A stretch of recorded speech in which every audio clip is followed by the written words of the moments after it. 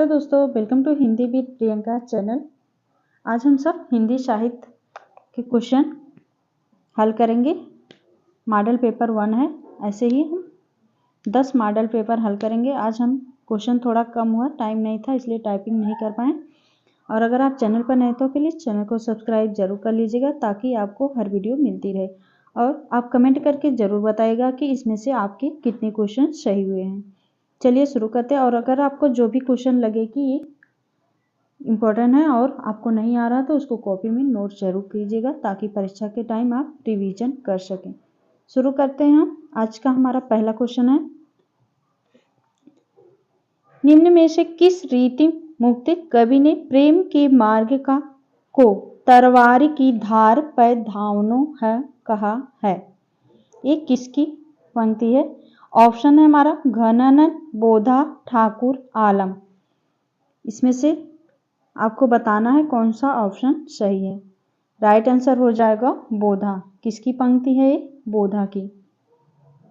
अगला क्वेश्चन है हमारा क्वेश्चन 2, सजल नयन तन पुलक निज देव पहचानी परेऊ दंड जिमि धरनी तल दशा न जाई बखानी बखानी। यह दोहा रामचरितमानस के किस कांड से संबंध है? आपको बताना है ये दोहा है रामचरितमानस का है और किस कांड से है। ठीक है, ऑप्शन है बाल कांड, अयोध्या कांड, अरण्य कांड, सुंदर कांड। राइट आंसर हो जाएगा किस कांड का है? अयोध्या कांड का है। ठीक है, और अगर वीडियो अच्छी लगे तो चैनल को सब्सक्राइब जरूर कीजिएगा और कमेंट करके बताइएगा। ऐसे ही मॉडल पेपर की चाहिए तो हम कराते रहेंगे आपको डेली। अगला क्वेश्चन हमारा, हिंदी के मध्यकाल का भक्ति आंदोलन भारतीय चिंतन धारा का स्वाभाविक विकास है, यह मान्यता किसका है? कथन है, पूछा गया हिंदी के मध्यकाल का भक्ति आंदोलन भारतीय चिंतन धारा का स्वाभाविक विकास है, यह किसका कथन है? ऑप्शन है आचार्य रामचंद्र शुक्ल, राम कुमार वर्मा, हजारी प्रसाद द्विवेदी, राहुल सांकृत्यायन। इसका हो जाएगा राइट आंसर। किसकी ये मान्यता है? हजारी प्रसाद द्विवेदी का है। मोस्ट इंपॉर्टेंट है ये वाला।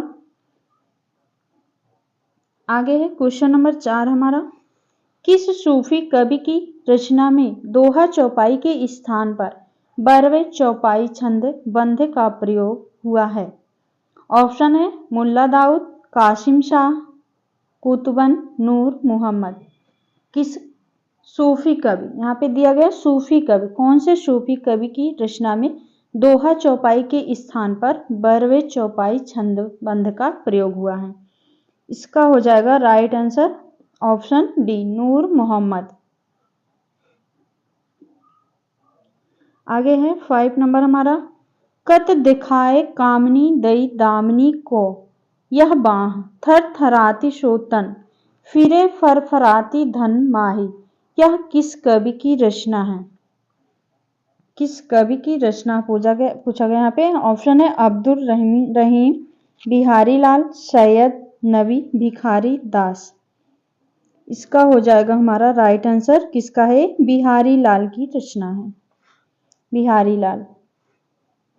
आगे है, वल्लभाचार्य द्वारा चयनित कवियों में से इनमें वह विशिष्ट कवि कौन है जो उनसे दीक्षित नहीं था? इसमें से वल्लभाचार्य के शिष्यों में से नहीं है, कौन से कवि नहीं है? ऑप्शन है सूरदास, कुंभनदास, नंददास, कृष्णदास। इसका हो जाएगा राइट आंसर नंददास, जो कि विठल दास के शिष्य थे नंददास। आगे है, निम्न प्रेमाख्यान परक काव्य में से कौन सी रचना प्रेमाख्यान होते हुए भी सूफी मान्यताओं से भिन्न प्रकार की है? चंदायन। प्रेमाख्यान परक काव्य में से कौन सी रचना प्रेमाख्यान होते हुए भी सूफी मान्यताओं से भिन्न प्रकार की है? चंदायन, रसरतन, मिर्गावती, हंस, जवाहिर। इसका हो जाएगा राइट आंसर कौन सी रचना है जो कि प्रेमाख्यान होते हुए भी सूफी मान्यताओं से भिन्न है? रसरतन। रसरत्न किसका है? पोहकर। किसकी है ये रचना? पोहकर का। पूछा जाता है अक्सर ये वाला। आगे आचार्य रामचंद्र शुक्ल ने रीति काल का प्रवर्तक किसे माना है? कुलपति मिश्र, आचार्य केशवदास, भिखारीदास, चिंतामणि। राइट आंसर हो जाएगा किससे माना है? रामचंद्र शुक्ल ने। यहाँ पे पूछा गया, ध्यान दीजिएगा, रामचंद्र शुक्ल ने किसे माना है? राइट आंसर हो जाएगा चिंतामणि को माने हैं। अगला क्वेश्चन हमारा है, फुलवा भार ना ले सके कहे सखिन सो रोय, ज्यों ज्यों भीजे कामरी त्यों त्यों भारी होय। यह दोहा किस कवि की है? ऑप्शन है मोस्ट इंपॉर्टेंट, जायसी, कबीरदास, रहीमदास, बिहारी। यहाँ से लोकोक्ति है, ज्यों ज्यों भीजे कामरी त्यों त्यों भारी हो। ठीक है, इसका अर्थ होगा जैसे ज्यों ज्यों कर्ज बढ़ता जाता है वैसे वैसे ज्यादा होता जाता है। राइट आंसर हो जाएगा किसकी एक दोहा है? Kabir Das. Right answer option B, Kabir Das. आगे है, सूरदास की रचनाओं में संस्कृत की कोमल कांत पदावली और अनुप्रासों की वह छटा नहीं है जो तुलसी की रचनाओं में दिखाई पड़ती है। यह कथन किसका है? सूरदास की रचनाओं में संस्कृत की कोमल कांत पदावली और अनुप्रासों की वह छटा नहीं है जो तुलसी की रचनाओं में दिखाई पड़ती है। यह कथन किसका है? ऑप्शन है मिश्र बंधु, आचार्य प्रसाद द्विवेदी, शिव सिंह सेंगर, रामचंद्र शुक्ल। किसका हो सकता है वाला कथन? राइट आंसर हो जाएगा रामचंद्र शुक्ल का कथन है। आगे है, गोस्वामी तुलसीदास ने रघुनाथ रामचरितमानस की रचना किस उद्देश्य से की है? ऑप्शन है यश के लिए, लोकहित के लिए, परंपरा अनुपालन के लिए, स्वांतः सुखाय के लिए। मोस्ट इंपॉर्टेंट क्वेश्चन है, पूछा जा सकता है। तो राइट आंसर हो जाएगा स्वांतः सुखाय के लिए रचना किया था। आगे है, बार बार पूछा जाने वाला क्वेश्चन, पूर्वी हिंदी का विकास अपभ्रंश के किस रूप में हुआ है? शौरसेनी, मागधी, अर्धमागधी, महाराष्ट्री। पूर्वी हिंदी का विकास अपभ्रंश के किस रूप से हुआ है? राइट आंसर अर्धमागधी अपभ्रंश। आगे है, स्वनिम का अर्थ है वर्ण, अक्षर, शब्द, ध्वनि। राइट आंसर हो जाएगा ध्वनि। स्वनिम का अर्थ है ध्वनि, शब्दों की सबसे छोटी इकाई। आगे है, निम्न में से किस बोली का अपना कोई विशिष्ट साहित्य नहीं है? किस बोली का अपना कोई विशिष्ट साहित्य नहीं है? ऑप्शन है बघेली, खड़ी बोली, अवधी, ब्रजभाषा। तो आप जान सकते हैं ब्रजभाषा भी काफी, इस भाषा से काफी साहित्य में रचनाएं हुई हैं, अवधी भी, खड़ी बोली भी। राइट आंसर हो जाएगा बघेली की कोई विशिष्ट साहित्य नहीं है, Bagheli. Right answer option A. अगला हमारा, उच्चारण स्थान की दृष्टि से यह वर्ण है दंत, मूर्धन्य, तालव्य, कंठ। या वर्ण है, राइट आंसर हो जाएगा तालव्य, या रा ला वा, तालव्य। आगे है, हिंदी के प्रथम सर्वाधिक आधुनिक ज्ञान विज्ञान युक्त अनुशासन प्रिय और अनेक भाषाविद संपादक हैं डॉक्टर धर्मवीर भारती, रघुवीर सहाय, प्रभाकर माचवे, हजारी प्रसाद नहीं और आचार्य महावीर प्रसाद द्विवेदी। हिंदी के सर्वाधिक आधुनिक ज्ञान विज्ञान युक्त अनुशासन प्रिय और अनेक भाषाविद संपादक हैं आचार्य महावीर प्रसाद द्विवेदी। राइट आंसर हो जाएगा महावीर प्रसाद द्विवेदी। अगला क्वेश्चन, ये भी काफी पूछा जाता है बार बार। संविधान के अनुच्छेद के तहत हिंदी को संघ की राजभाषा घोषित किया गया है। ऑप्शन है हमारे अनुच्छेद 340, अनुच्छेद 343, अनुच्छेद 342, अनुच्छेद 346।